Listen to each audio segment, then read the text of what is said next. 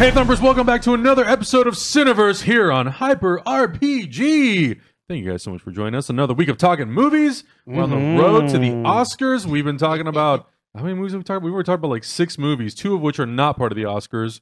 But we did, what did we do this upcoming week? Last week we did Detroit. Yes. Shape of Water and Call Me By Your Name. Yes, we did. This week we're doing Good Time, which was my pick for the required viewing. And we're going to be diving into 3 Billboards and Get Out. Yeah. So 2 Oscars and one that they forgot.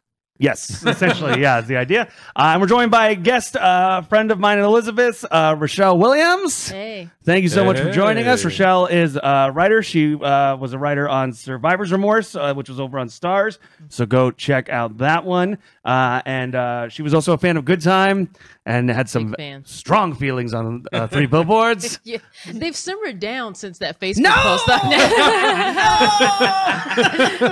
I can rally back. Talking about Good Time and Get Out will get me back to like, man, 3 Billboards. Yeah, I wish I had more hands. But we're also going to do a little bit of news. Sometimes we're not going to do news because sometimes there's just not some news. But, no news.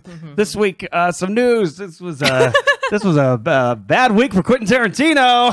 Oh my God! And the only reason is we're talking about it. I don't know how many scandals we'll talk about it, but it does affect a movie, and it does from the past, and it affects possibly future films that he's going to be doing or not doing, maybe at this point. So for those of you unaware, the first thing that happened was Uma Thurman had spoken to the New York Times. No, not Times. Might have been the Post. The Post? I know it's not the Times. But Uma Thurman months and months ago had on the red carpet said that she was too angry to talk about the Harvey Weinstein stuff and would eventually reveal her story. So she did in an opinion piece, and within the story there is her Harvey Weinstein story, and then she also talks about filming Kill Bill. It was like, I think 4 days before it was supposed to be wrapped, like after 9 months of filming. It was one of the last shots. Yeah, it was one of the last shots. She's supposed to be driving down a dirt road. She didn't want to do it because she had been told by a Teamster that the car wasn't safe. They had refitted it from automatic to a stick shift, I believe. Because of all that refitting, the car wasn't safe. She didn't want to do it. She said Quentin Tarantino had come into her trailer very upset and demanded that she did it and said, look, it's going to be fine. You're just going to drive 40 miles per hour. It's a straight road. You're good to go. You just need to get your hair like this. And she got into a car accident that gave her permanent neck and knee damage. And by all accounts, Miramax and the producers on the film had done everything they could to hide this footage, going as far as to say they would not give it to Uma Thurman unless she had signed a legal document saying that she would not sue them for any future damages or injuries she had sustained. And so it sounds like what now has ended up happening was that Quentin Tarantino himself went and found this footage and gave it to her. And that has caused a lot of and the end result of this story is then a lot of people got very mad at Quentin Tarantino because if you watch this footage, it is hard to watch. If you are not, if you don't watch car accident footage on the reg, you might. There's no airbags. I don't know if she's even wearing a seatbelt. She kind of gets. Seem like it. I didn't watch the footage. Like It's unsafe. I mean, and for when Kill Bill came out, like we should have been doing better. Yeah. So the saga continues in that Quentin Tarantino. Well, first Uma Thurman then releases like 2 or 3 days later on Instagram saying she holds Quentin Tarantino accountable, but that it's her friend and he should also be praised for giving her the footage. The people she really holds accountable is Lawrence Bender, who, if you've watched special features on Quentin Tarantino movies, I think Kill Bill going back, Lawrence Bender's like been his producer forever. Yeah. And actually, I will say, it always kind of did stand out to me that I was after Kill Bill. I'm like, how come Lawrence Bender and Quentin Tarantino didn't do anything anymore? Because I don't think he's a producer on Inglourious, Django, or Hateful Eight. And he was such a prominent fixture on all those special features as this talking head with like Quentin Tarantino's second in command.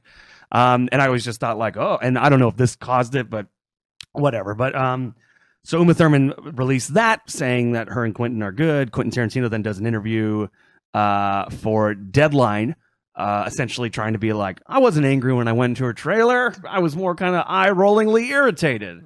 But I do take blame for this. And all these, it's a fascinating puzzle piece. And then the next day, an old Howard Stern interview with Quentin gets released, where he is defending Roman Polanski and saying that his rape victim was actually not raped. She was a party girl. And this is an interview that was done on Stern in 2003, I believe.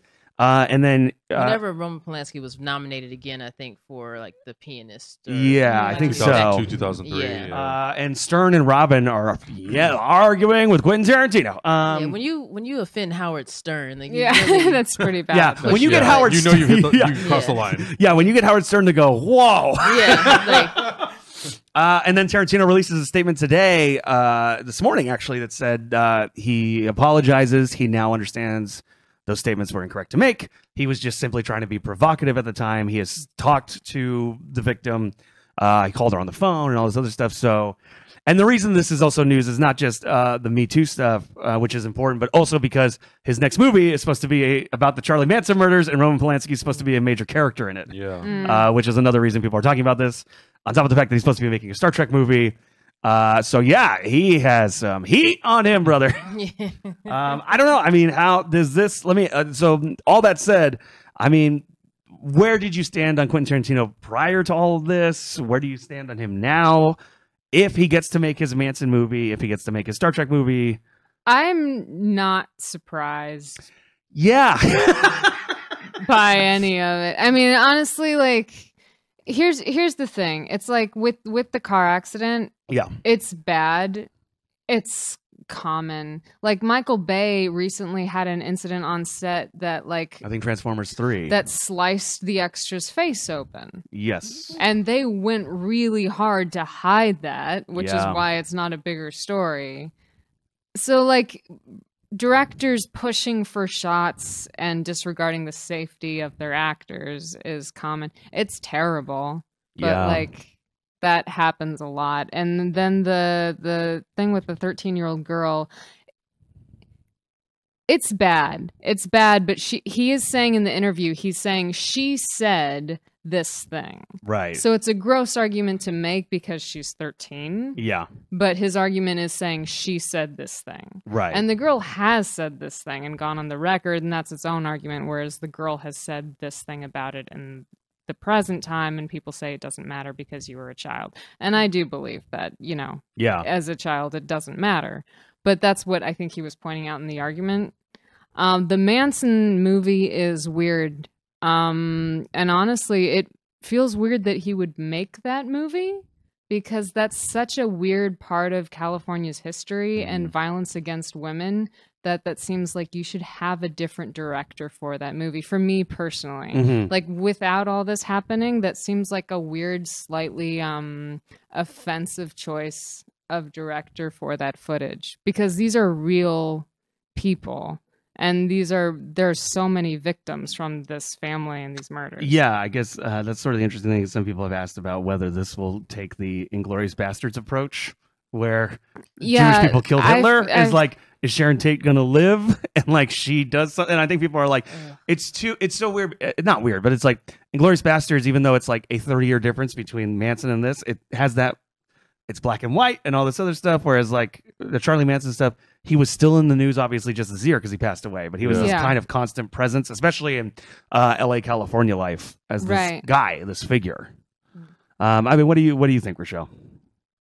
Well, in regards to the Polanski stuff, it's just very dark to me because Polanski himself is just this polarizing figure.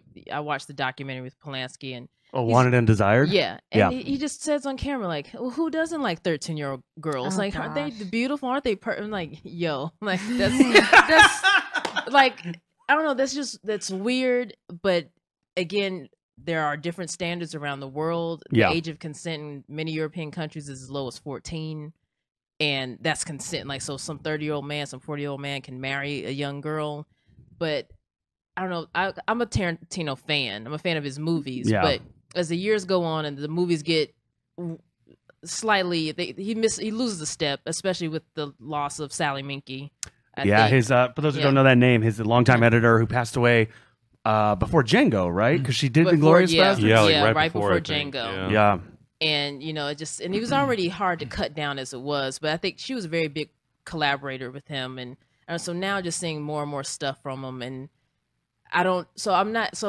say something really big with Tarantino, like this is big, but say something even bigger happens with Tarantino, like I will miss him, but it's okay because I still have Jackie Brown, and I'll still remember it fondly and enjoy it. And I think that's the thing we have to do with like these lecherous filmmakers or these people that, just let them go. We have so much hero worship. That's the big problem. It's like Tarantino's a man, Polanski's a man, Woody Allen's a man. They've made horrible mistakes. And now that they've been exposed, accept that. Like, yeah, they did a horrible thing, instead of just trying to justify their actions. Like, oh, she wanted it. Like, that's a gross, like, even That's if you awful. want to be provocative, that's a gross statement to make, because Well, those are not like Tarantino's, like some late night comic. Yeah. Just trying to be like, I'm just doing material. Well, that's the thing too. Like, I love Tarantino's movies, but then because I do go to the New Bev a lot, and it's a great theater, and they show great, prints of things. But I'm like the unlucky one that every time I go to the New Bev, he's there. I'm like, oh, here's Tarantino again. He's gonna add 20. Like, we just watched 8 trailers, 4 cartoons, and like he wants to come intro the movie again. And like I say, no. Like you just see him walking down. I'm like, no. Like, I just want to watch the because you see it one time, like, oh, cool, it's Tarantino. Like then the 4th time, like, please stop coming to your own theater. Please let us enjoy something and get out of here in 3 hours or less. Oh, that's so good. Yeah. To me, and I agree. I think like I'm seeing a lot on social media, a lot of like, I never thought Quentin Tarantino was talented anyway. I never saw his movies, and now I'm happily never will. Can I say a real quick statement about that? If you make those statements, you're making things about you, and that's gross. It's not defending Polanski gross, but it's gross. And you're full of shit. Totally. But I agree. Like I love the 2 Kill Bill movies. Honestly, I think I like all of Tarantino's movies. Hateful Eight's the only one where I'm like, I haven't watched it again, and I don't really have a big drive to. Yeah, I watched it twice, and it's very had a friend called it masturbatory. I'm like, yeah, I agree. Yeah. There's one great Samuel L. Jackson line where he's talking about the horse, and he goes, if I killed that horse, it'd be like killing my friend, but that's a stupid thing to say, because that's indicating a horse is my friend. I'm like, it's a great line, especially said by Samuel L. Jackson, and that's the one thing I remember about that movie, and Kurt Russell's mustache, which is not a line of dialogue. Also, Walton Goggins. Walton Goggins. Oh, Yeah, Walton very Goggins. true. Yeah. But yeah, the Manson thing, I'll admit, when it first got announced, I was actually kind of excited about that, because Tarantino, being an LA filmmaker, has this kind of weird LA obsessed he's thing. all about it. Mm-hmm. Yeah, and so I was kind of like, there might be something interesting here, and I think some people were thinking of, and also it being set in that time, I think some people were kind of thinking, if this makes any sense, it would have more of a Jackie Brown feel, because it would have that kind of, even though Jackie Brown's not set in the 70s, but that kind of feel to it, more so than obviously he's been doing like the westerns and all this other stuff lately, and it's kind of like, it'll kind of be slightly contemporary-ish. So the soundtrack will feel appropriate. But yeah, it's also it's strange. It's one of those weird things where, and I don't have the answer to this, but this is always the kind of things I wrestle with when these things come up, is like, if Uma Thurman feels a certain way, with the Uma Thurman situation, if Uma Thurman feels a certain way, and it was the thing that happened to her, and her and Tarantino have like qualmed it and moved on, there's a part of me that's like, it feels weird for society to go, too bad. We're gonna do. I don't know. Like, I never know how to rest. Like, it's not. No one's telling Uma Thurman how she should feel, but I get. But then that's the argument with Roman Polanski too. Fair. No, that's fair. And I think there is just sort of like how, like, I mean, on a much smaller scale, if you have a friend and then their significant other does something really messed up to them, True, and they're like, well, it's cool now, we're getting back together, and you're like, no, I'm not cool with that person ever. No, that's like, true. you don't have to be fine with something that crosses your boundary as like a person just because this person's made peace with it. Yeah. No, and that's very true. Adam. No, I was gonna say, yeah, it's like I watched the footage of that Kill Bill accident, and it is really tough to watch. Yeah, I didn't know that's what it was gonna be, because I hadn't read the entire article, so I was kind of going through and looking at it and going, oh, cool, we get to see some extra footage from the making of Kill Bill. Video. Oh, deleted scene. He never does this. Yeah, then I witnessed this car accident, and I'm like, oh. And you're like, why did he cut this from the movie? What is this? Because I think you were mentioning this. I think we're talking to, I don't know, maybe it was Zach or Lucas, but we were like, isn't that shot on a green screen? And I think me and Michelle were just oh talking yeah, about yeah, this. yeah, and I think it does end up being shot on a green screen. At least it looks like That's it what is. it looked like. Yeah. Yeah, I don't know for Or sure that it does, old but- school, like the screens behind her, like not green Yeah, screen, but like the you're old right, Casablanca. Yeah. Yeah. Yeah. But in any case, yeah, I mean, I get when a director is very passionate about an actor really committing and doing something, but I think there's a fine line between having an actor commit to do something and then just being sort of irresponsible. Yeah. And I think there's plenty of directors out there who are very responsible. Like everything that I've heard about a Christopher Nolan set, how he runs it and how safety is something that they're very much like aware of, and they try to do everything they can to not put their actors in harm's way. I mean, and he's done some crazy stunts in his movies. I think to me that's different than a guy like Tom Cruise who wants to do that and he practices and he trains for that sort of stuff. Did you see the new MI5 Yeah, trailer? yeah. I'm in. Fall That's a great trailer. I'm That was the best all trailer in. at Super Bowl. Like, Such get a out of good here, trailer. skyscraper. I'm in. Exactly. So I think there's a big difference between, an actor who wants to do that and an actor who doesn't want to do that, doesn't feel safe doing that. So that's unfortunate because I love the Kill Bill movies and before all this stuff came out, I really liked Tarantino and his movies. I've met him once. He is really kooky, but who in Hollywood isn't to some extent? So you kind of just accept that that's their personality. But then you hear about these things about Roman Polanski and the interview he did with Howard Stern, and it kind of is a turnoff because you think why at all would you have that sort of mentality? But I think that's like directors, white male directors, and then white men in general.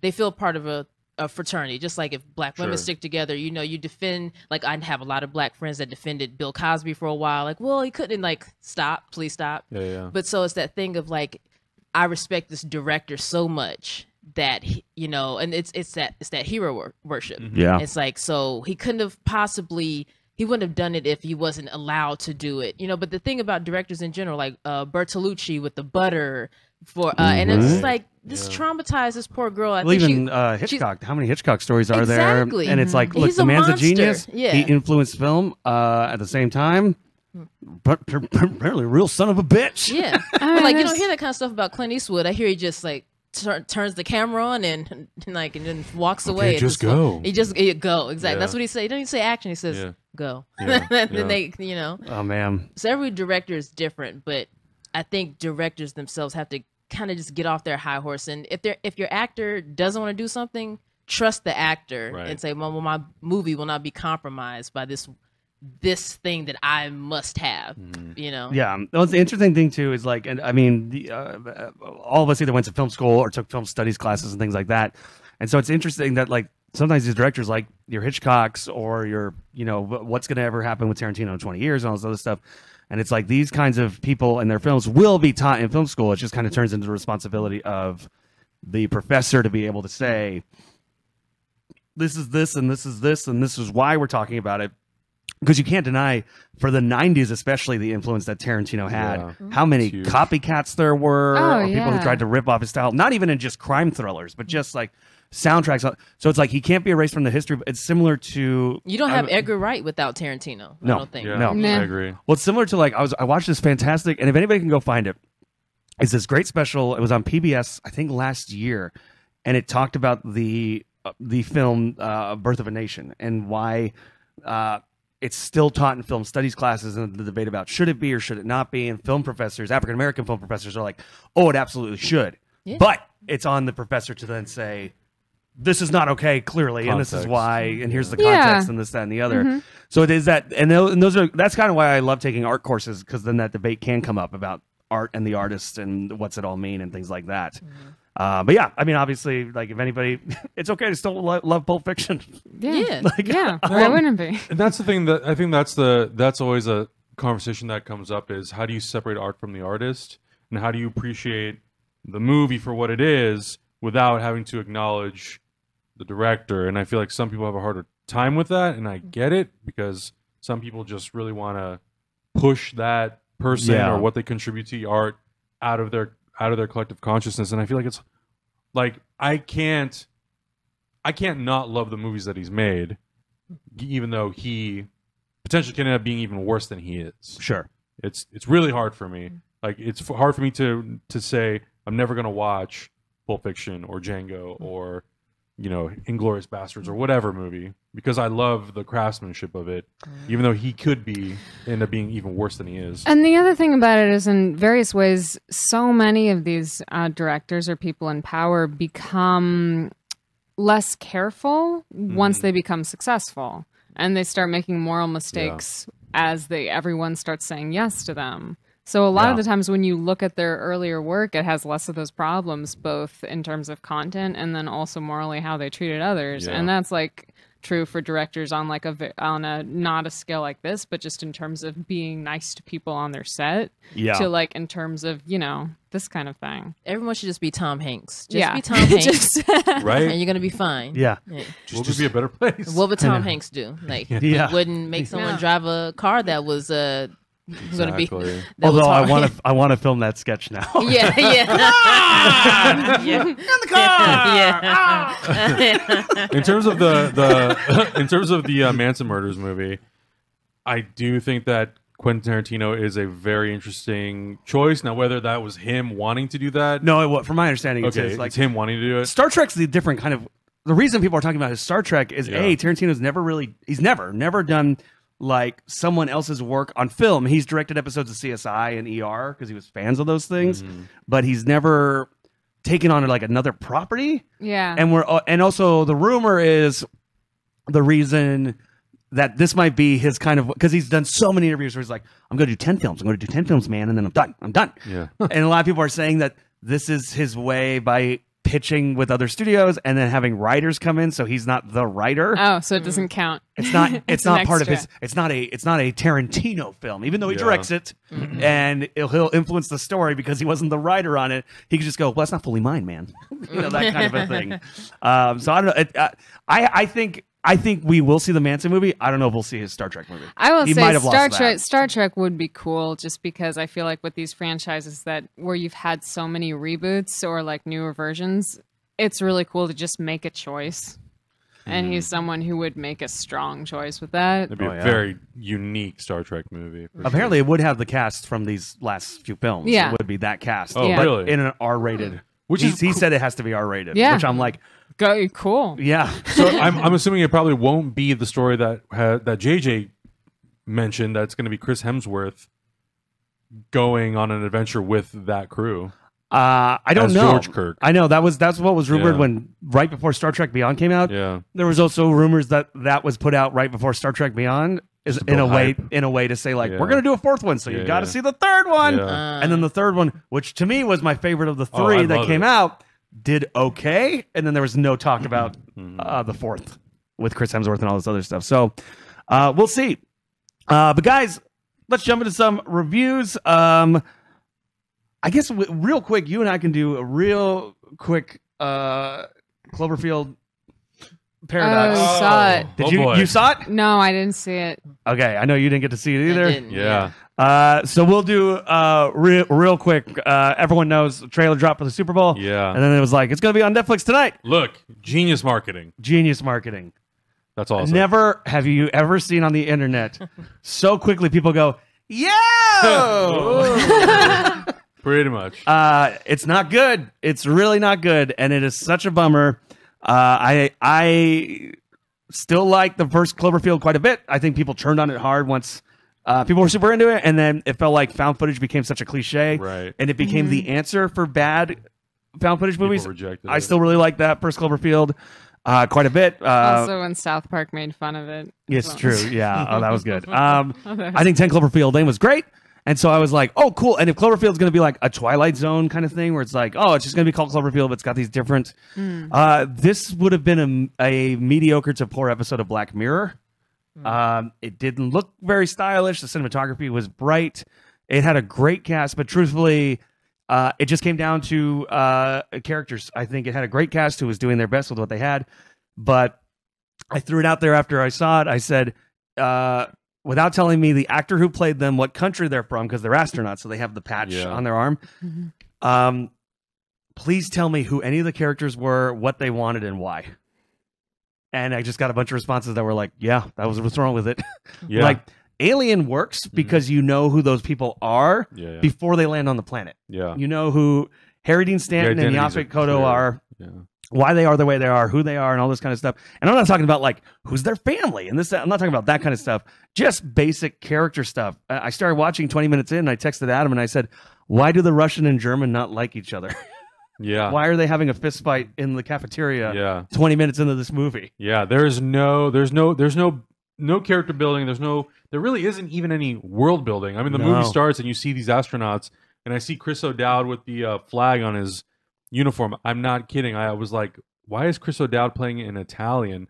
Because you meet him and you see this, and I'm like, oh, he's playing an Irish guy because he's Irish. Okay, cool, this makes sense. But for like 20 minutes of the movie, I feel like his character does nothing. You don't get to know what any of these characters do. Yeah, and it's just a real letdown. I think for Paramount, I think the fact that it went to Netflix and it got sort of the advertisements that it did, and the fact that people watched it after the Super Bowl saved them.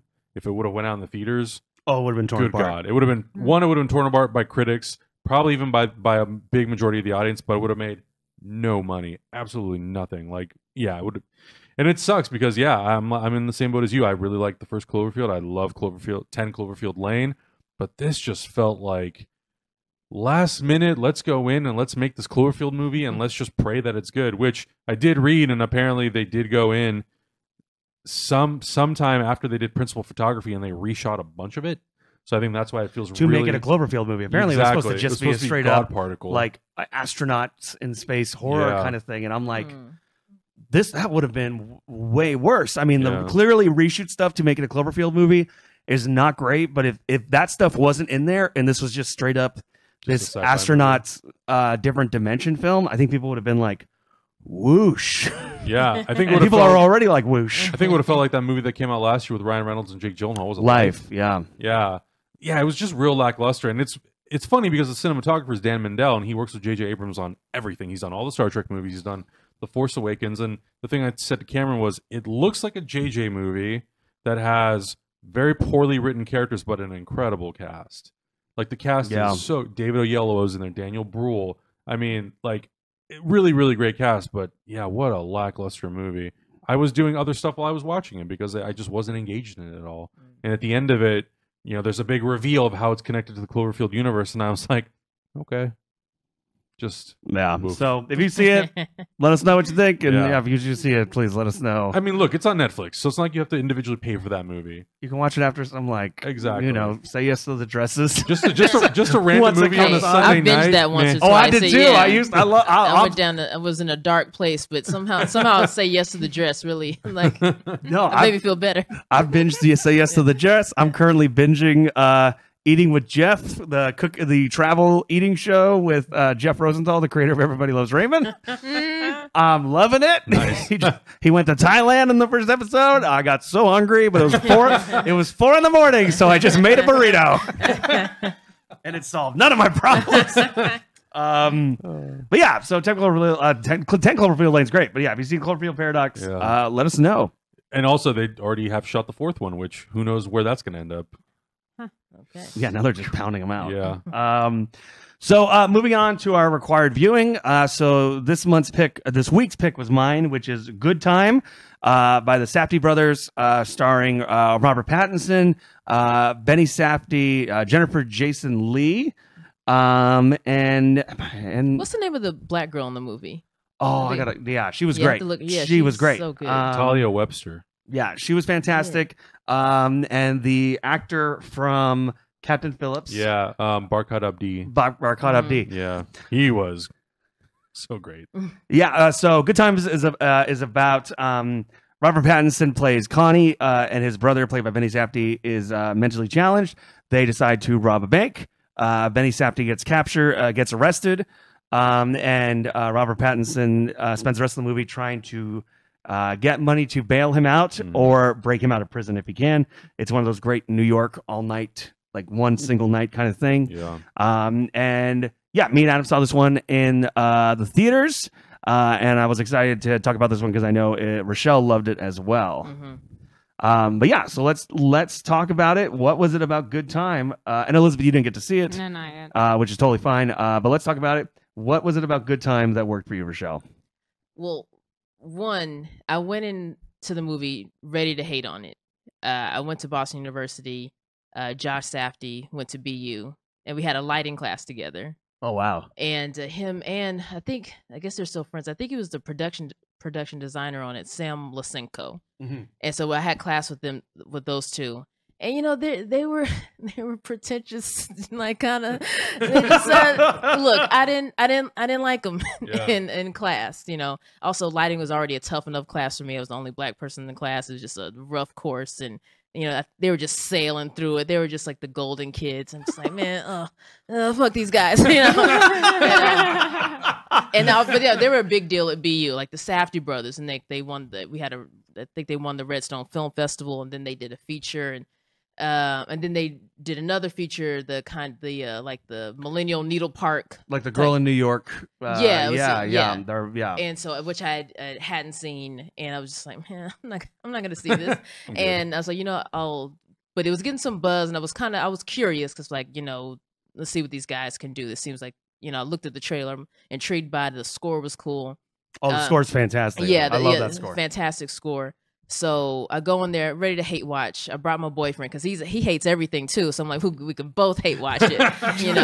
Popcorn down. Yeah, I'm just ready. Yeah. So like, and the fact that I went, because usually if you go in there with that mindset, you'll find a way to hate something. Yeah. And just from like the opening titles, I'm like, fuck, it's gonna be so good. I just knew it. It was so great. The opening titles, and then the movie goes for 20 minutes. 20 minutes, and then it starts the opening title crawl of who's in it. After 20 minutes, I'm like, genius. And it had both of us. We were like, we were just on the hook. Like, we're so in. And the pace is fantastic. Robert Pattinson's great. Benny Safdie is great. Like everyone just contributed so much, and to me it was a very realistic story. Like because it's a fantasy, but it's pretty grounded. Yeah, is what I really liked about it. And also the locations were great. They really found parts of New York that you don't see in any other movies.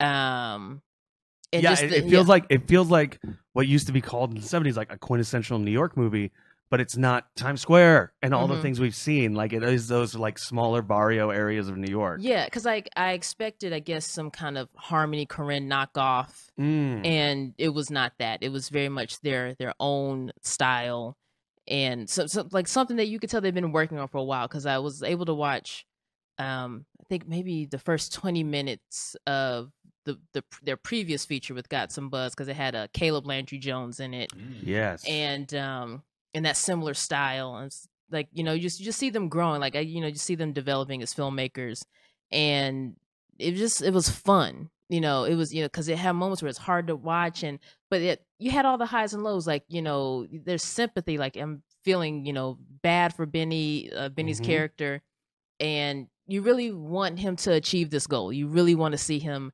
get his brother out of jail. And also Jennifer Jason Leigh is fantastic. Jennifer Jason Leigh's so good as the old woman, still clearly got some like mental stuff, like to some extent. When she's on the phone with her mom, and she's and and just every little detail was just really good, And then once they get to the amusement park, you just like, okay, now I know nothing is going to go right anymore, but that's okay. It's just, and then but just my favorite sequence being with the black girl, where he's he wheels what he thinks is his bro. No spoilers. Okay, but he's over there at the lady's house, and he's just hanging out with this 16-year-old girl, and like then it's just such a really charged moment. So what I loved about this movie, all the things you said, I love that. But details is the best way to put it. And me and Adam saw this movie, and it was at the ArcLight, about like a half full house, not a full house, but a half full house. And I told Adam, I'm like, that was so fun because the audience reacted to everything, but in the right way. Yeah. The scene you're talking about, when he kisses that girl, everyone in the audience is just, I think you and I were like, no. But it's in the right way. It's in the movie wants you to feel that way, and you feel it. Like it was so great to kind of just get having an audience going, for lack of a better term, on a ride, like really into a movie and invested in a movie. The opening scene where Benny Safdie's character is going through therapy, and it's just the camera staying on him, and it's like it's not entirely one single shot because it's going back to the person he's talking to, but you can tell like all the Benny Safdie scenes seemingly seem to be in one take, and he just starts like you're watching him as his eyes slowly well up, and then tears start falling, and it's like powerful but simple. And I think like that's the best way I can describe the movie, is that it's powerful and simple. And I mean, talking about it, telling the plot, and that there's a mentally handicapped brother, people might think like, oh, is this a super downer movie? And it's really not. Like, it is a fun film. Yeah. Like, Robert Pattinson, and I've kind of been banging the drum here at Hyper for about a year or two now that I'm like, look, it's very easy to kind of write off both Robert Pattinson and Kristen Stewart as terrible actors because this, that, and the other, and blah, blah, blah. I think with the work he's done with David Cronenberg, if you've seen The Rover and now this movie, I think Robert Pattinson has proven himself to be a pretty capable actor and really good in the right roles. And Kristen Stewart has already won like the equivalent of French Academy Awards for her work with Olivier Assayas.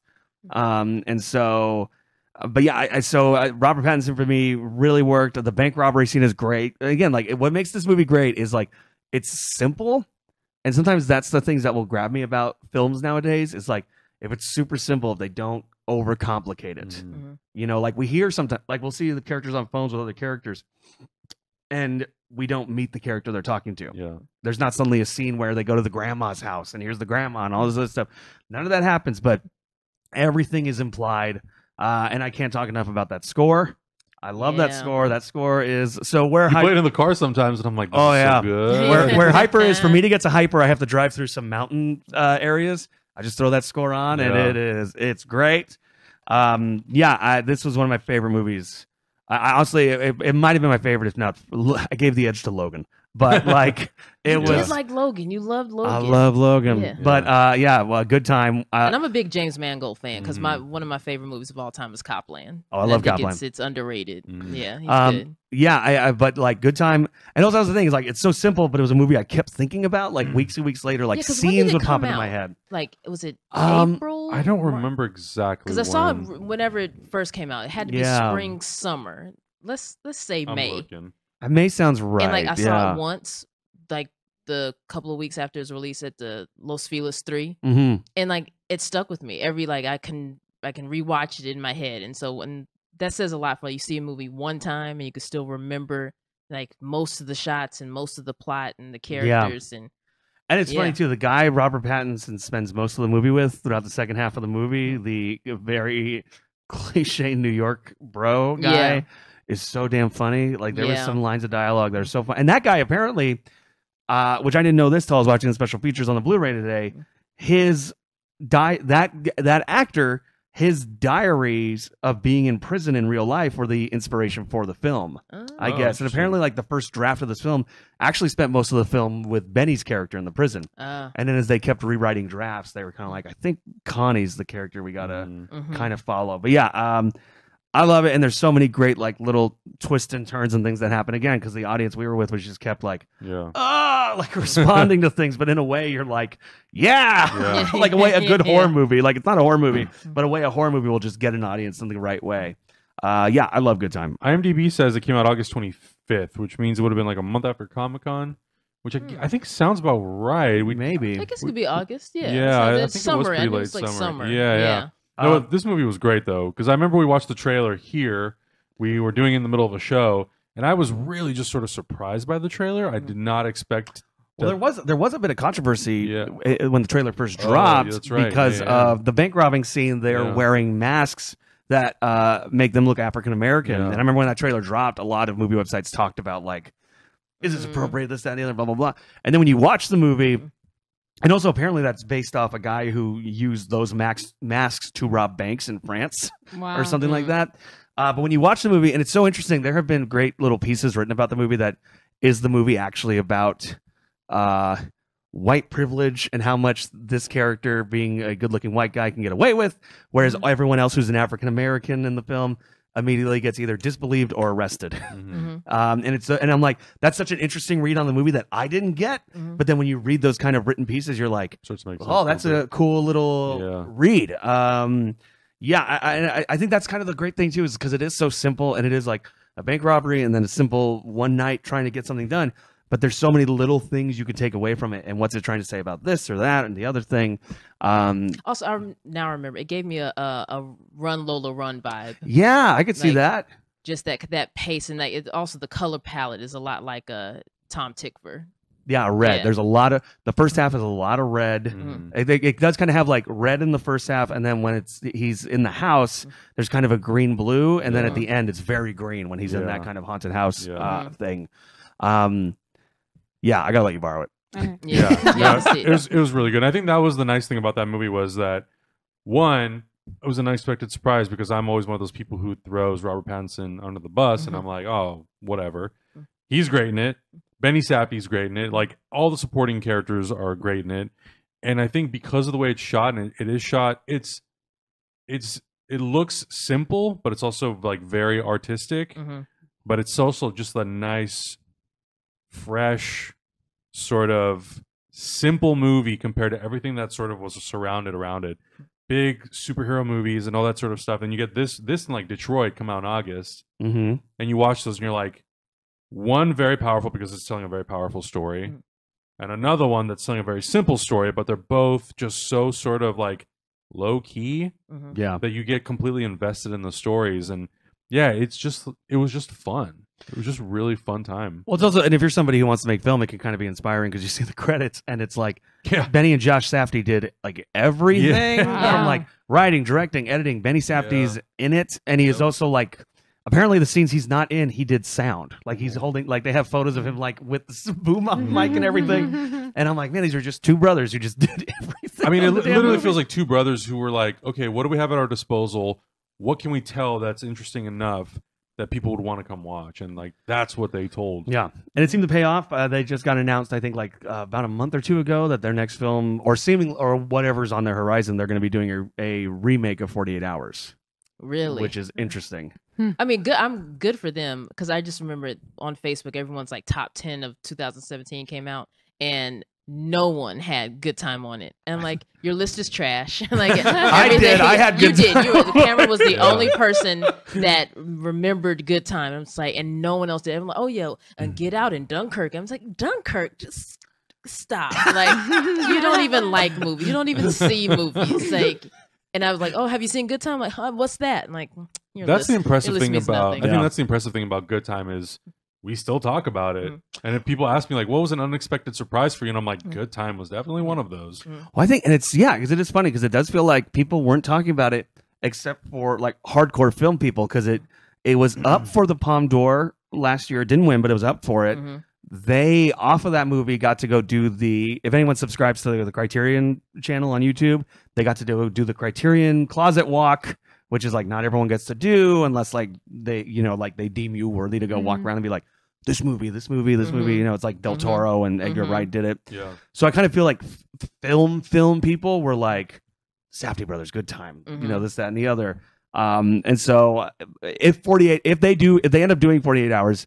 And the question for me, I asked last week, I'm like, well, I'm wondering, is it going to be a true remake or is it going to be like a sequel remake where it's called 48 Hours, but it's Eddie Murphy's son and Eddie Murphy's in it? Or I don't think they would do that. I don't think they would either, and that's my hope. It's not going to be Big Mama's House 4, like, oh, now his son's in a fat suit, Yeah, and that's certainly my hope. I'm like, let him do it. Just let him go. Give him like $5 million. Be like, you have $5 million, go make 48 Hours. And they're like, all right. And they got to be like really spunky with it. And their names will be all over the credits because they had to do everything else still. But it's called 48 Hours. Yeah. So yeah, I loved it. Go see it if you see it. Or if you saw it, please let us know what you think, either in the comments or on Twitter. So next week, required viewing. Adam, it is your pick. What are you picking? Oh, boy. So this is a movie that I never got to see in theaters. That I was very intrigued when I read about sort of how they had shot this movie. It's shot in Academy format. It's shot at different frame rates, but there's a little caveat to it. It's got Casey Affleck in it. It's called A Ghost Story. That's not why you picked it. Make it clear. That's not why. Definitely not why I picked it. I was more sort of intrigued. It kind of sounded like you were building up to be like, I read all this, and Casey Affleck's in it. My pick. So after it was funny though because after we watched Cloverfield Paradox, I threw on A Ghost Story because I was going through Amazon Prime and I forgot that it was on there, and I started watching it and was really sort of intrigued by the technical approach that they like. Why did you shoot this in Academy? Why the differentiating frame rates? So I think that was the big thing that drew me to it. And it's really interesting. And I didn't get to watch the whole thing. I only watched about like 30 minutes of it.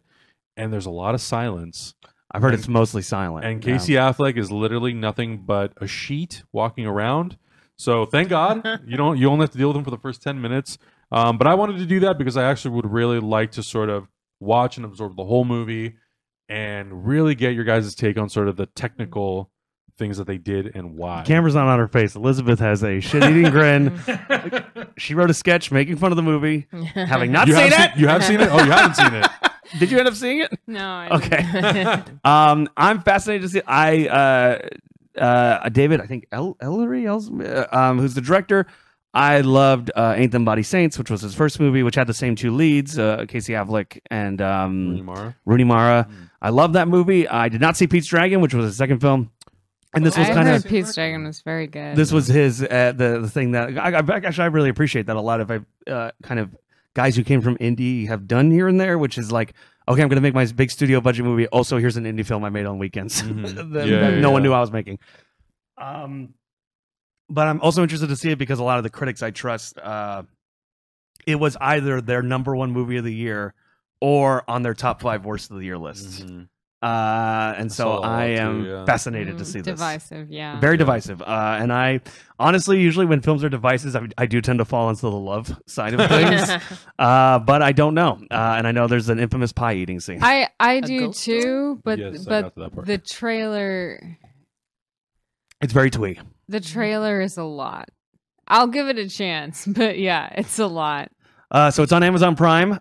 So yeah, next week, Ghost Story is your required viewing. Okay. If you get to see it, let us know what you think. Interact with us. So moving on, we're going to do a roller coaster. We're going to go from the high of good time into the middle ground of 3 billboards over over Ebbing, Missouri.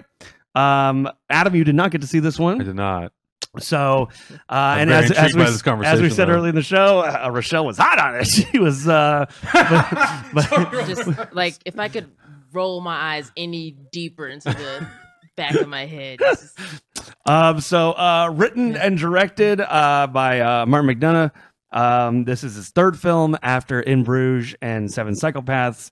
The story is Frances McDermott plays a woman whose daughter was raped and murdered about a year ago. She feels the police have not been doing enough to try to locate said rapist and murderer. So she pays for 3 billboards outside the town, basically calling them out, saying, "Why are you wasting time beating and arresting black men and not trying to find my daughter's murderer?" And it stars this whole kerfuffle in the town. The movie stars Peter Dinklage, Sam Rockwell, who's probably going to win Best Supporting Actor, Woody Harrelson, and a number of other people.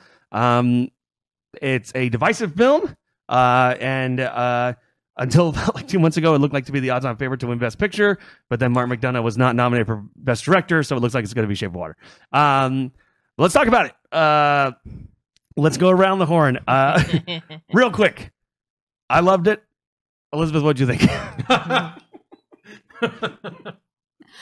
I liked it. Is that what we're starting with? 3 words? We're going around in 3 words first. Yeah.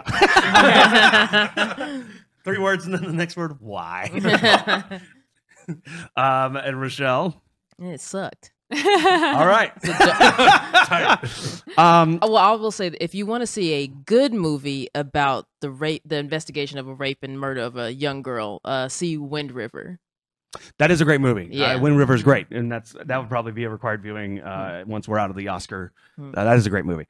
To me, me and Elizabeth kind of talked about on the first episode of Cineverse that the trailer made it look like it was going to be kind of a crazy laugh riot. By the time I got around to seeing it, I had already heard from many friends it wasn't that, and that's why they were very disappointed by it. I ended up seeing it, and I just kind of found it to be a movie about not what the film is about, but the characters. All terrible, sad, debatably terrible to sad, angry, awful people trying to find redemption and failing. And I will also admit, I think if Woody Harrelson's storyline, as cloying as at times that could be, I think if that wasn't in there, I might have liked this movie a lot less. That gut punched me in the middle. Everything with Woody Harrelson. I think Frances McDermott was great. But I also most of the criticisms I heard, I can't really disagree with. But it worked for me. Yeah, I mean, it's a really interesting film. It's funny because like In Bruges is very much like his work in the theater to me. Seven Psychopaths was like his version of like my commentary on Hollywood, Right. which I enjoyed, but not as much as In Bruges. And this is like his version of a Coen Brothers film.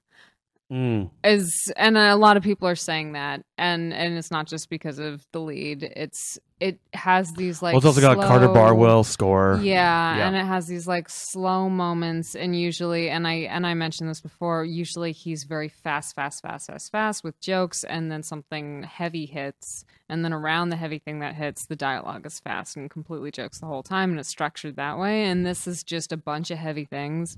And then you'll have this fast banter real fast, and then we'll get back into heavy things. And it throws you. So, I mean, you can...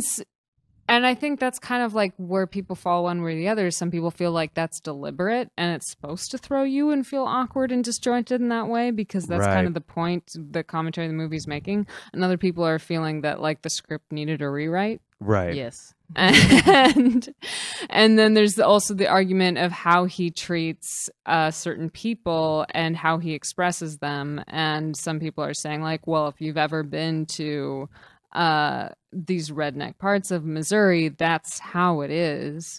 And other people are saying he didn't comment on that on a way that was meaningful. Right. And maybe as someone who, as someone from Ireland, he doesn't have the grasp on sort of like Americana and racism in America and just classism in America in the way he does on Ireland and England. So it comes off as not as thoughtful as it should be. And I can see those arguments. I mean, I really love him as a writer. He's perhaps my favorite writer. This was not my favorite work. I did like it, but I did leave the theater a little bit confused. So, what about you? Where are you at on this? Well, like Martin McDonagh in general, I'm kind of just out on him. You don't like him at all? I don't like him. Well, what did you think of In Bruges? I didn't even finish it.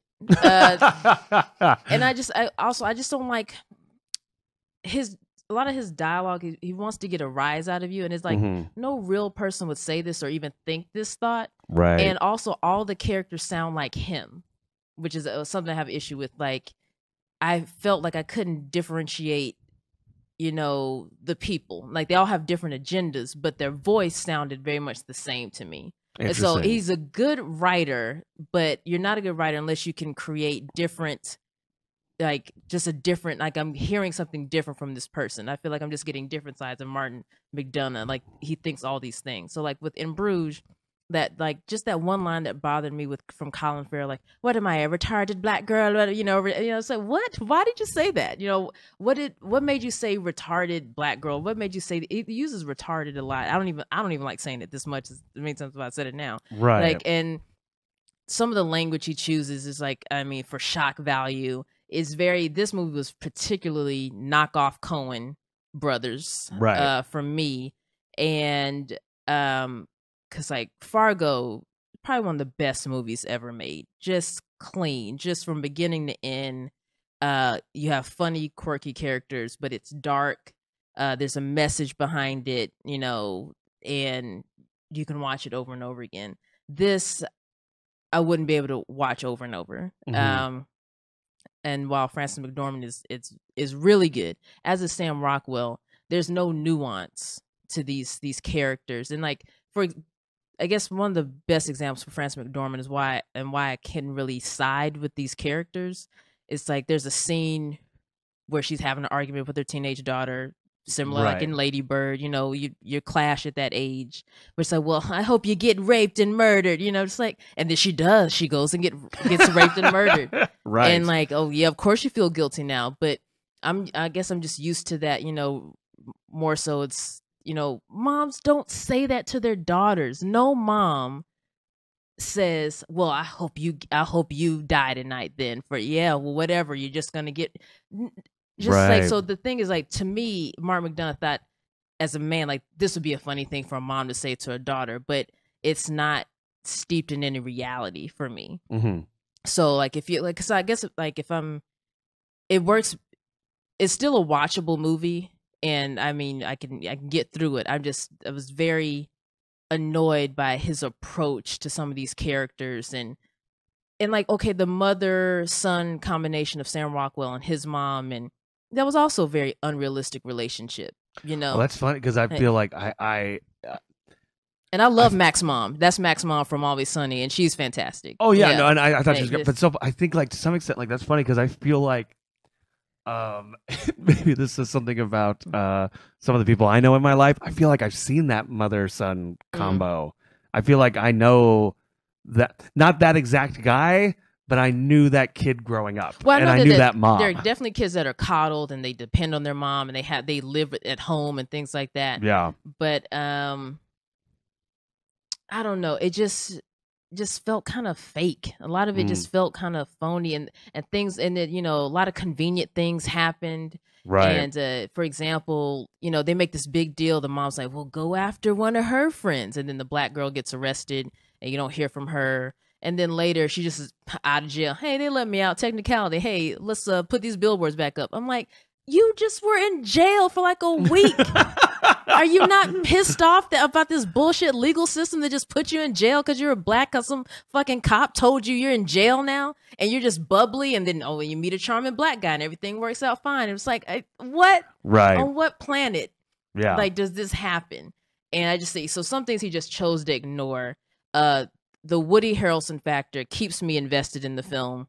That was my favorite part of the movie. That was my favorite part. Also, even Caleb Landry Jones again, and his part to do with it, and like him being a human in the end, and like, okay, you know, I know you beat my ass, and you know, him taking the high road. Yeah. And so there were moments where, excuse me, it was really sincere, but I don't know, Sam. That's another thing too, like when a movie deals with police brutality, particularly against people of color, right? But when you don't show it, so now I have to like Sam Rockwell, because I just heard him say, "Oh yeah, you beat up black people," but I didn't see it. It's like, okay, when you watch The Longest Yard, yeah, you can root for Adam Sandler because you don't know, or you can root for the prisoners to beat the guards because you don't know what their crimes are. You don't. They could all be murderers and rapists. If you know they're murders and rapists, well, I think these guards should win the game. They're awful people. They deserve to be in jail.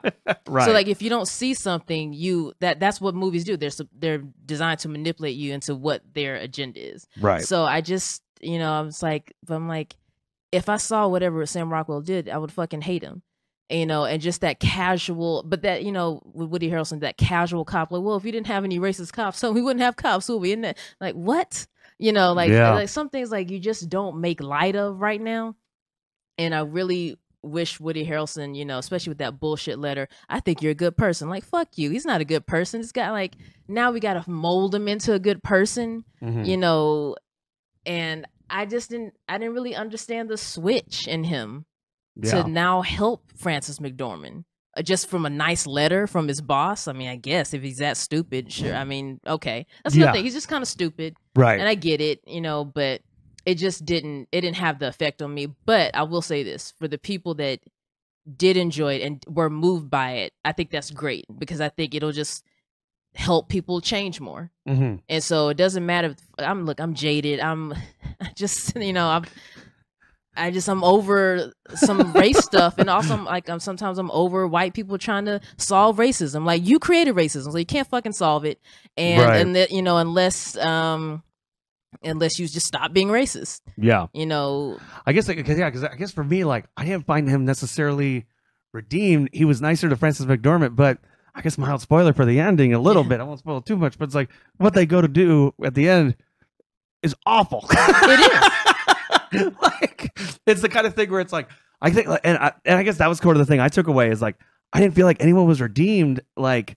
you're seeing shades where they're a little nicer, but I didn't feel like anybody was like he still beat the fuck out of Caleb Landry Jones, and we did get to see that, not a black person, and that's a different story, but it's like we still got to see him be like fucking terrible. But again, and then the way Caleb's is, you know, when it's a white guy, so it's white on white crime, and I'm like, and that's different. That's messed up, but it doesn't have the same you know, like had it been who was in the movie? It was the guy from he's on You're the Worst. He's one of the rappers in You're the Worst. He's the black guy in the movie. So like say if he'd beat him up, then it's, you know, you get a different reaction because you know cops, especially in Missouri. Like I didn't look up if Ebbing was a real town in Missouri. Probably is. But just Missouri, that climate in like St. Louis, it's really bad. Yeah. There's a thick tension. It's not a sarcastic tension like, oh, you're the cop that beats up black people. It's like it's like in the air. Right. And it's not just a casual thing, if you know, and I think he just kind of handles stuff. He doesn't handle it with care. I can see that. Yeah. I think for me, like we're talking a little bit of sometimes about like realism and things like that. And I guess to me, and maybe it's unfair, but because I'm trying to think of how to put it. Like, because I know he's a playwright, and you might totally disagree on this, but because I know he's a playwright, like it felt more stylized than realism.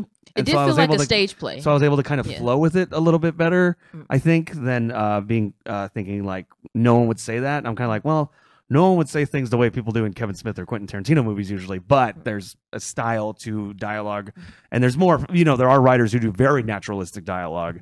But to me, it's like, I think the only like nice, decent person in the movie is her son and Peter Dinklage. Mm-hmm. Yeah. And even Peter Dinklage lies for her to be like, no, she didn't terribly burn that man. Yeah. He really makes fun of little people a lot too. Yeah, but I think Peter Dinklage also, he's in Bruges. He's also in Bruges, right? He's the little person in, maybe they're friends. I don't know. that doesn't make it okay. I know, yeah. It's just, you know. Also, shout out to John Hawkes. He's just always great and everything. John Hawkes is great. Yeah, he's so good. And but another thing. Okay, you used to beat up Frances, like you used to beat your first wife, but now you got this young girlfriend and you don't hit her and you're nice to her and she's a fucking idiot. And I was just like, what is happening? And also, I guess I don't know, that actress wasn't very good because I'm like, am I supposed to be laughing at this? Or it just was a very painful scene where she gets her moment to shine about the, you know, waiting in the car and coming back. I'm just like, please go back to the car. Never come back. Never talk again. You know, it's just, that was uncomfortable. I do feel like I did get the feeling that I was supposed to feel that though. Like her reaction is like, oh, okay, you date a younger woman after beating me up and you don't hurt her and she's an idiot. What is this? Like, I feel like that's her emotional response to this. So like watching it and feeling the same way, like go away, I hate you, is kind of what you were supposed to feel. I guess, but also to like, if I'm a woman and I know that this man used to abuse his wife, like why do I want to date him? He didn't seem to have a very good job or very, there's a lot of younger women that don't care. Yeah, I guess I just like right now. He's John Hawkes. Yeah. If it's John Hawkes, yeah, you know, in Missouri. Yeah, but like the way he treated his son, but you know, it's just some stuff. I guess okay, like say if it's Death of a Salesman, you know, sure, like you get to develop that father-son relationship, all these relationships over time. Right. And so these relationships were rushed because they have a lot of characters and, you know, in a short amount of time. So I just didn't get to fall for people the way I thought I was going to, other than Woody Harrelson. I was like, you know, I kind of, he's a good guy. Trying to be at least. Yeah. I like, I don't disagree with any of that, but I think it was the thing is like, the things I took away was I was like, again, except for Peter Dinklage and her son and Woody Harrelson, I was like, I don't know if anybody was a decent person in this movie, and so I think, and also, except for that black cop that comes in and cracks the whip. That guy's great. That actor, I love that actor. That guy was fantastic. If you've never seen, everyone probably know him from The Wire. Creators of The Wire, Treme. Watch Treme. He is fantastic on that. He's fantastic in everything, but Treme, he is so good, and I loved his character on that. When he popped into the movie, I was immediately like, oh, yeah. And I will say, for an actor who, whenever he pops up, I'm super stoked. I don't remember his name, and I feel terrible about that. Clark Peters? That sounds right. I think that's it. Yeah. But he's great, and I love that scene where he fires, Sam Rockwell. Where he's like, "Come here." That sounds like this is great, and also that was so cathartic. What I also loved about that part too is like what people do in a racist town behind closed doors. But here comes, you know, someone else. It's like, you know, you can't kill this very important black man. Yeah. You know, it's just like we could do this when we had our own little thing going, and you know, and that's being from the South. That's kind of how it is. You know, you have these little towns, and like, oh, don't go there, don't do this, don't do that. and they do what they can get away with, and ultimately that's what you need in the police force is someone to be there like, hey, don't do that. Follow the rules of cop work, you know, whether it be someone black or someone that just has a conscience, you know. Yeah. And then you'll see less police brutality if they're trained better. Yeah. I think it's true. Elizabeth, what about you? Where are you at? What are you thinking? What do you mean? Well, I mean, kind of to wrap it up, do you have any last statements about the film? Anything, like, I know you kind of felt on the it's okay. Do you see yourself seeing it again? I do see myself seeing it again just because it's confusing. It's emotionally confusing, and I'm still not sure if it's meant to be that way or not. So, I mean, I do kind of want to go in and absorb it again. I saw it, like, with my brother, like, literally right after Thanksgiving and dealing with a bunch of family members. So, like, it was a hectic day. Right. So, like, I don't know. I don't think it's ever going to be, like, my favorite thing he's done, but, like... Is that still, let me ask you, is that still The Pillow Man? What? Is The Pillow Man still the favorite thing he's I done mean, for that's you? everyone's favorite, and yeah, it's my favorite. But, like... I've never seen that. Well, that's a play. Oh, okay. But, yeah, I don't know. I mean, it's interesting, and it has a lot of thought-provoking topics, and it is a lot of terrible people. And even like Harrelson's character, like, just the fact that he's just like, oh, the racist cop line is just like, well, I don't like you.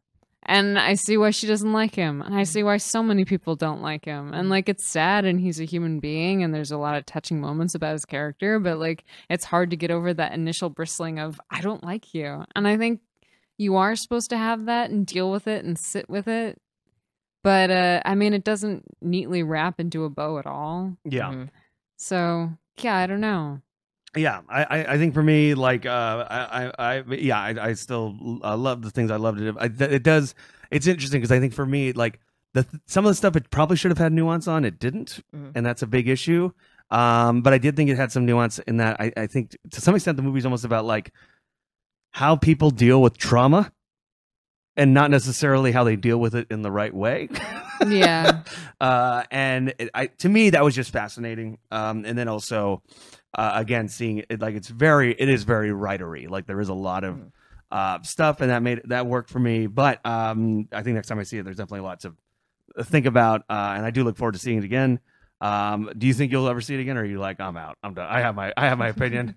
I think I'm out. I mean, I don't know. Maybe I give it another watch if it's when it comes on HBO for free, and you know, give it another chance. But yeah, but no, I get the point. Yeah, it's just kind of sure. It's just, it's not for me. It just wasn't for me. Right. And that's what movies are. They can't be for everyone. Yeah, it's true. I'm very intrigued to see this movie now. Yeah, I'm very interested to see what you think.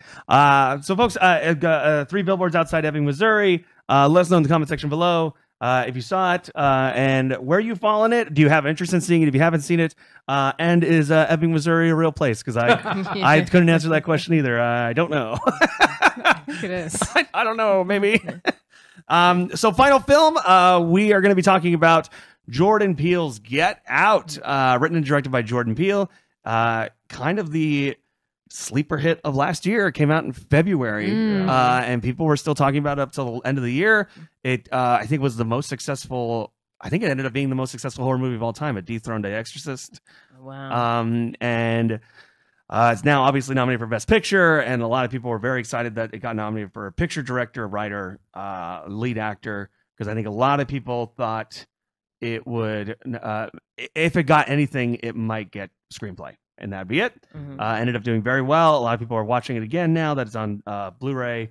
It's also on HBO. So I love that you still ride for Blu-rays too. I haven't bought a DVD. I just got 4 in the mail. That's crazy. I'm all about that. I'm all about that physical media. Still, and it's good. It's a good Blu-ray. He does great commentary on it. So, Get Out is a story of a young man named Chris, who is dating a young white girl named white girl played by Allison Williams. They're going to her parents' place for the weekend, and at first the question becomes whether or not they know he is black, and then soon enough it turns out that there are sinister motives at play, and his friend Rod, the TSA agent, is trying to help him. This is a Caleb Landry Jones double feature, apparently. I know. Yeah. Not intentional. Yeah. It turned out to be. Far more mustachioed in this one, with a real gross little mustache yeah. that was just terrible. Ugh. So had any? I saw this in February in theaters when it came out, so I got to rewatch it for this. Saw in theaters. Saw it in theaters. Saw it in theaters. No, I didn't see it till like a month ago. Oh, cool. So let's talk about it. Adam, you had to be quiet prior, so I'll go to you. What did you think of Get Out? I think And how's it hold up on a rewatch? Actually, Oh no! I mean, the movie is still great. The movie's still great. I think the most surprising thing for me about this movie was the last movie that I saw from Jordan Peele was Keanu. which he didn't direct. He No, wrote, but he's he's in. Yeah, he wrote and he's in it. So I did not expect what I got out of this movie. The fact that it was beyond being a horror movie, just the fact of what he does in that movie, the way he writes it, and how he could have very easily, coming from comedy, done something that was a lot more in the vein of just being sort of a dark comedy. But this is terrifying. It's also very intriguing, and it's so just like masterfully done. And the acting in it is so great. Daniel Kaluuya obviously was a standout to me in this movie. Mm-hmm. Lakeith, what's Lakeith's last name? Stansfield. Stansfield. Yeah. He is great in this movie as well. Like everyone who, like even Catherine Keener and Bradley Whitford, like the performances, Allison Williams. I would have never known going to this movie that the movie was going to sort of flip the way it does. Mm-hmm. And then obviously everyone talks about the ending of this movie, and you're thinking, oh God, no. And then it ends up being what it is. And I was like, thank God it's not what I thought. But even just the beginning of the movie, the way it opens, and you're very much sort of long one take. very long one take, and it feels very much like, wow, okay, this movie is going to be a lot darker than I thought. And I think because he sort of just embraces that all the way through, it created, and I feel like it's sort of kind of like set a standard now for a lot of horror movies going forward. And it honestly, for me personally, it kind of feels weird calling it a horror movie because it has shades of it, but it also feels, I don't know like what sort of genre to put it into, but maybe like a thriller. Yeah. Sort of, but it was really interesting to see how that movie sort of does so much, and for a first time director of that kind of a movie was like really impressive. I know that's what kind of you were telling me, Elizabeth, was that you didn't know how much you would classify it as a horror Yeah. film. Well, it's more of a horror film, and as in like 70s films like Omen, or almost like sort of like Italian films that doesn't have those like over the top violent scenes in them, where it's just like these slow kind of creepy things, and then a few scenes will happen. It doesn't have like pop-up scares. Yeah. Like it has maybe like It's almost 3 psychological. of them. Yeah. It's not like horror movies that come out in theaters now. Well, let me ask you. So you didn't get to see it in theaters. You only saw it a month ago. How much was much spoiled for you? Did you know about the ending and what the movie was going to be? I mean, I knew the premise.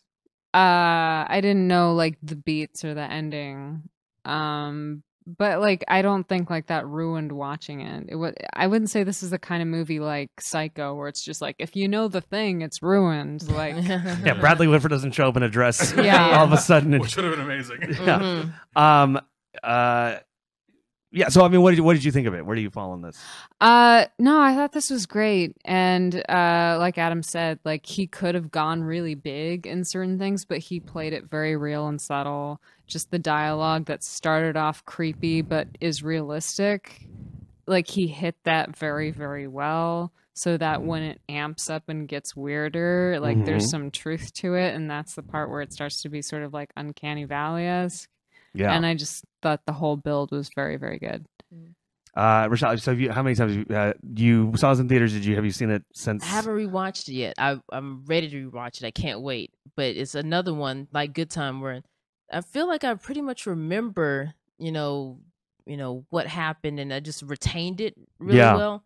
Because I'm not a horror buff. I think the last horror movie I saw before Get Out was with you guys when we go see It Follows. It Follows Yeah. opening night. I Yeah, which remember was that. dope. Like That it was was a great. sexy little horror movie. Like it was, had the scares, but so I kind of like this horror genre I can get behind, and so Get Out kind of was also like that. Like you're getting a movie, you're getting a film, and has intrigue and it's suspenseful. and it has a few scares, but more so it's a psychological thing. Yeah. And I think when something's psychological, then it will stick with you. You know, it's like I could watch Iron Man 100 times and not tell you what happens and every single time. Like, so he's in the cave and something, and then he's Iron Man, and then they goes, you know, like because I know it, but it's like it doesn't, you know, it's pretty to watch, but it doesn't hit you the same way.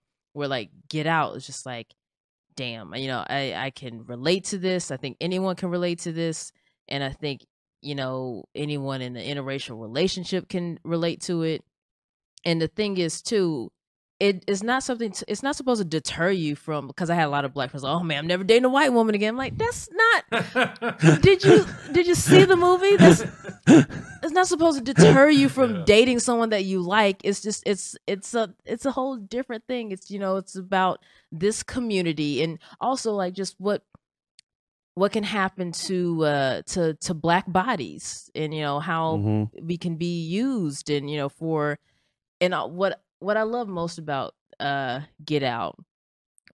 I mean, I hope everyone's seen it at this point. It's been out for a year, so sorry. You can spoil it. Yeah, I'm gonna spoil it. Go for it. But the fact that the people, they wanted the healthy black bodies, but they didn't want to learn how to act black. So That was so like, great. I was like, you could have easily gotten Daniel Kaluuya if you had just known how to act like a black person, like just dap, you know. And that was one of my hello. favorite moments when he's on the phone with his friend and goes, "It's like all these people missed the movement." Yeah. So I'm like, man, like these, but, you know, it's like an 85-year-old white guy that's, you know, becoming a young black guy. So yeah, you know, that's the thing. But, and what's really important too, because like, especially with the guy running, and like that scene's so great and it's so simple. Oh, that's creepy. Because the stereotype that black people are better at athletics and just are stronger, built to last, built to, you know, be in the fields and things like that. And so they kept all those stereotypes with them, and like, and because so to them it's not even a racial thing. It's like, well, this is what I always believe. Like, you know, you're stronger, and I can live longer with this black body. Yeah, and you know, and that's why I'm doing it. And I just thought it was, you know, sensational. You know. Yeah, I think the thing, Jordan Peele's done a lot of great interviews about the film, and he kind of talked about that he loves horror, but he always loved the horror that was trying to say something. And he often talked about Night of the Living Dead when he was talking about this movie. That's a dope movie. The first like black man, white woman slap. You're like, what? Yeah. I saw that in film school. I'm like, did he do this? What year is this? Like, when did this happen? But he talked about Night of the Living Dead and films like that, like films that were trying to say something. And he said he's a fan, but he was also trying to make sure that he was subverting a couple of things, because he said nothing takes him out of a movie more than when like watching a movie and you're just like, call the cops, get out of the house, do something. And he said so he tried to make sure the main character was somebody who's like, we gotta go. We're going. We're leaving right now. Give me the keys.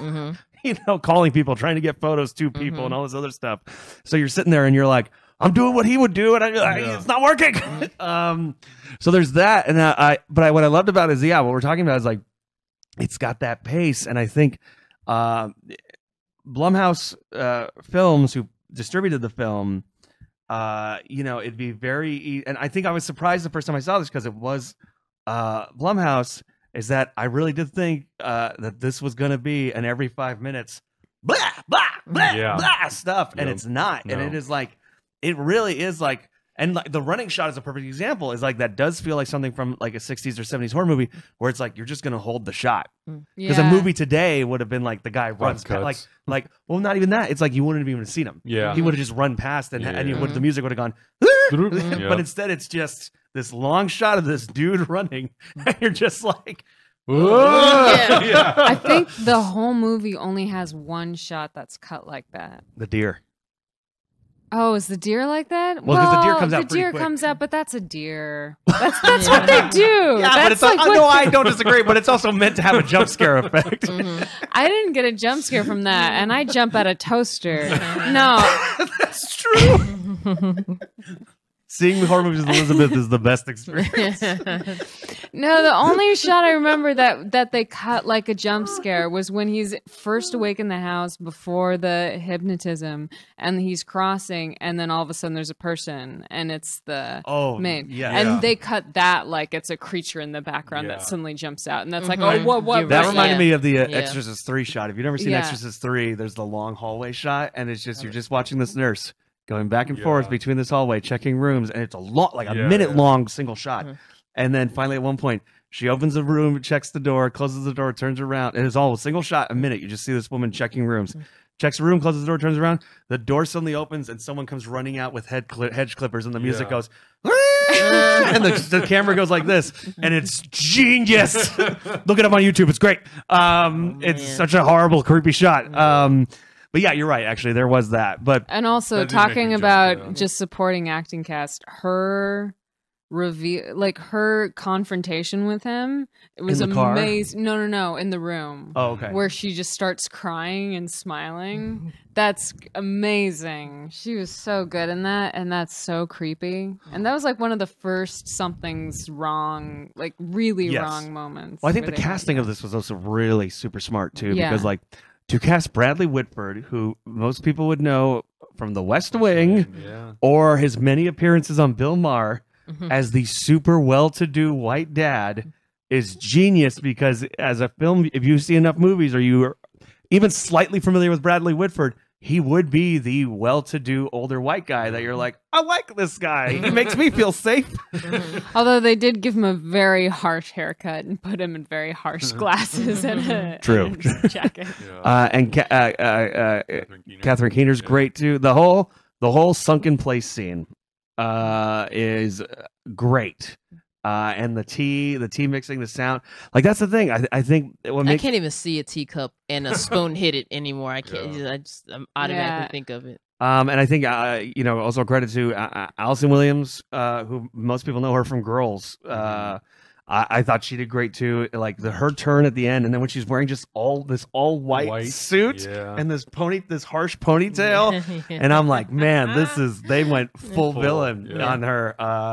And I'll say the scene he has with Stephen Root, where Stephen Root's talking about like, oh, you have a great eye, I couldn't do it anymore, blah blah, was like it was a sweet scene, which kind of then made it that Stephen Root bought him at the auction. Sad, because you're like, no, I liked him. But yeah, and I think there's a lot of great little nuance in the film. The people coming up to him trying to talk to, and they talked about this on the commentary track, like those conversations where people are like, oh, I'm trying to be friendly and so I'm just going to talk to you about black things, which is like, Tiger Woods, what do you think of Tiger Woods? That kind of a thing. I will say, like, I don't know what it means, but I did like Stephen Root's weird explanation through the TV where he's just like, oh no, I'm not racist. I don't care about that at all. I just want your eyes. I just want your eyes. And then the ending is so great. Yeah. The ending where it's his friend is awesome. The alternate ending is on the Blu-ray. Oh, I didn't know that. What is the alternate ending? They're real cops. Man, they're real cops. That sucks. That would have torn me up in the theater. But I would have expected it, because that's what we were all expecting. Because I think I saw in a pretty packed theater, and everyone was like, "Oh no, whether the cop arrested him or killed him, and just because being in this scenario, but." Yeah, I'm just glad that was an alternate. Yeah, so it's the alternate ending. It's on the Blu-ray. Jordan Peele does commentary on it. He talks about it. He said like he wrote the script during the Obama era, and for him the whole thing was about everyone trying to be like, we're in a post-racial world. We have a black president, and he's like, well, I want to write a movie where it's like bullshit, but also he said he had that ending. And he said he's also pretty sure that's why Daniel Kaluuya signed on, was because of the ending.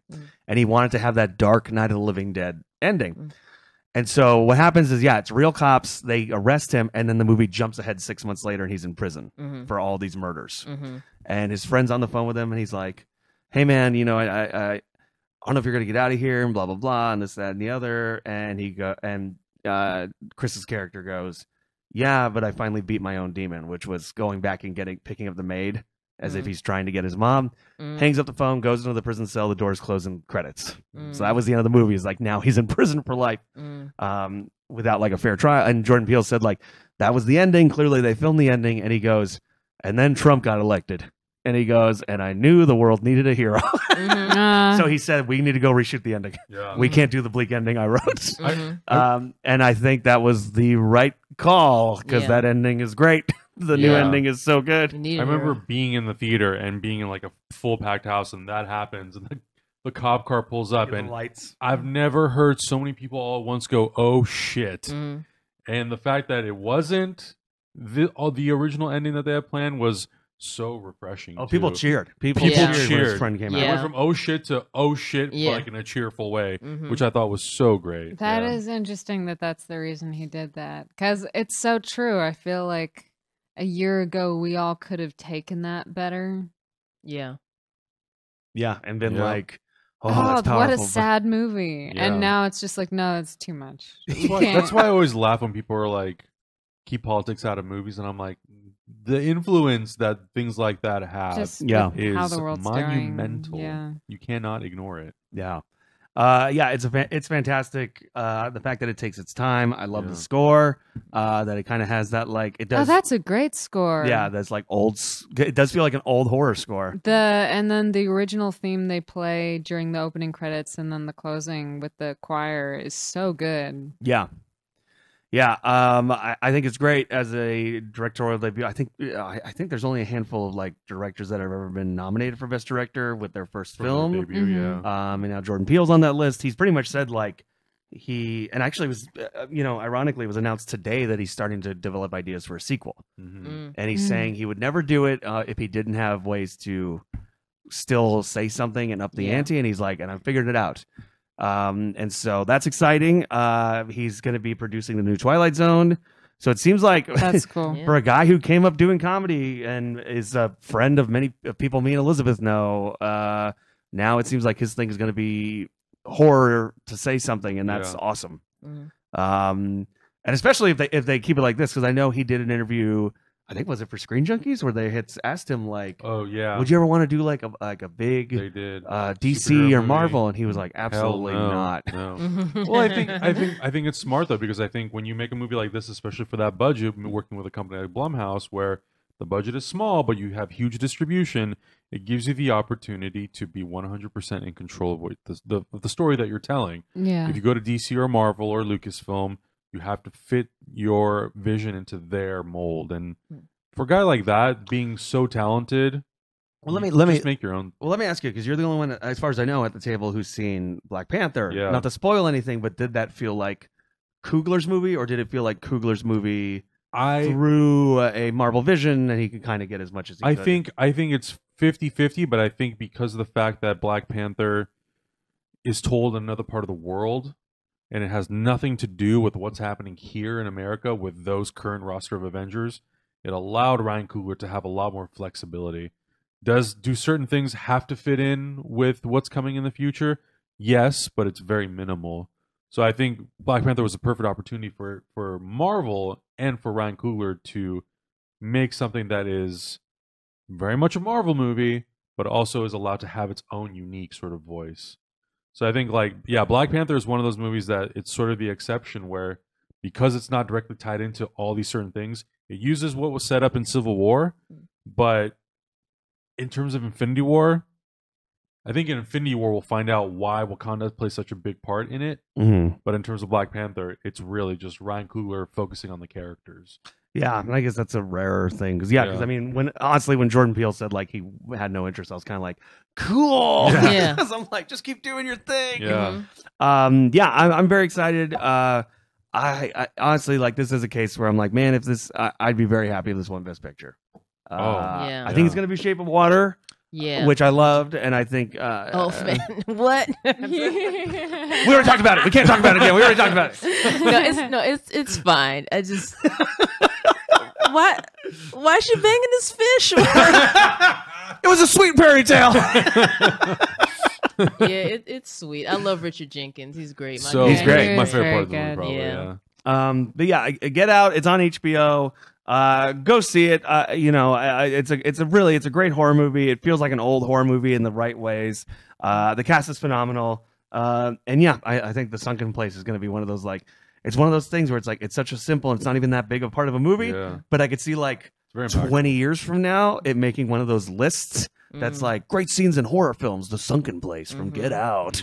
And then just seeing young filmmakers in 20 years being like, oh, that scene, blah, blah, blah, I meant this. That's probably why I haven't watched it again yet, just because it sat with me so hard, like in the theater. I'm like, I don't know when I'm going to be ready again, because it's like, whew, it was a lot. Yeah. A lot. Yeah, it is one of those movies, but it's a great cast. We did not talk about enough about gross Caleb Landry Jones. I'm only calling him gross because he's gross in this. Yeah, I usually like him actually and he's good in this, but he is. Oh God, you just want to beat him up. It's like, where was that sweet kid from the Marvel movie, from the X-Men? Like, he's so nice. Yeah. And now look at him. Not so much. I also love, like, he was so good. He got away with the most cliche shit. Like the banjo playing around the doorway. Like, that could have been so easily stupid, but somehow he pulled that off, and you're just like, ugh, he's weird. Yeah. Oh, and the discovery of the box with all her photos. It's so simple but so good and gross. Yeah. It's like, ew. Yeah. I don't like any of this. So Get Out. If you see it, let us know in the comments what you think of this one. If you didn't like it, let us know what you think. To me, we saw it when it came out. But I mean, Elizabeth, for you, having seen it long after it came out, did it kind of, for lack of a better term, live up to the hype? Yeah, absolutely. Yeah, it's great. So go check it out. So what are we going to talk about next week? We got 2 more Oscar films to pair up with Ghost Story. Good question. I think, what were we debating last week? Well, we know we want to put the 2 Dunkirk films together, which is Dunkirk and Darkest Hour. Right. We want to stick Lady Bird with... I haven't decided on that yet. Yeah, we haven't decided on who to stick Lady Bird with yet. I don't know. Because we have an autumn Phantom out. Thread? We haven't done. I think we were talking about putting... Phantom Thread's dope. Yeah. I think we were talking about putting Post with Phantom Thread originally. Yeah. We could do that. We could do Post and Phantom Thread next week. Yeah. Post Phantom Thread and Ghost Story? All right. Cool. Yeah. That's going to be a good one. So that's going to be next week. Post, Phantom Thread, and a Ghost Story. Ghost Story is on Amazon. Phantom Thread and The Post are playing right now. So go check those ones out. Rochelle, thank you so much for joining us. Thanks for having me. This is awesome. Where can people find you online? Do you want to plug anything you've worked on? Man, I don't have anything to plug. Who cares? No. There's stuff you've written people can go find. They still exist. I'm a TV writer, and I'm in between gigs. And you can follow me on Twitter if you'd like, at Rochelle RW. I say some weird stuff sometimes. And be well. Thanks. Survivor's Remorse. She's written a couple episodes. Go check that out. And also, Rochelle's a big fan of classic Simpsons. So if you decide to go follow her, I'm a big Simpsons file. We can. Do you follow the Simpsons IG, the Instagram? Absolutely. Oh my God, y'all! If you want to be a comedy writer, just go follow Simpsons Instagram, and it will show you the perfect amount of joke setup and payoff in 30-second Instagram stories. It's genius. Elizabeth, where can people find you online? You can find me Ford Prefix Kid, Twitter and Instagram. Adam, just at Adam Hlavik on all social media. You can find me on twitter.com/Jurassic Alien, where you'll see me plug in a bunch of stuff here, the horror show, the Power Rangers, all kinds of stuff. So go over there. And folks, if you saw the movies we talked about today, let us know what you think. And we will see you next week with The Post, Ghost Story, and Phantom Thread. Have a good one.